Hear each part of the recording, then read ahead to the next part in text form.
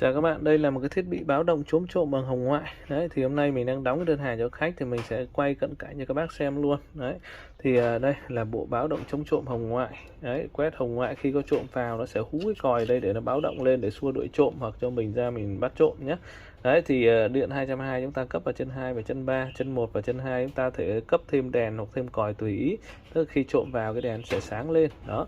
Loại này thì hàng chính hãng của Decom được bảo hành là 1 năm các bạn nhé. Bạn nào nhu cầu mua bấm vào góc trái màn hình đặt hàng ạ.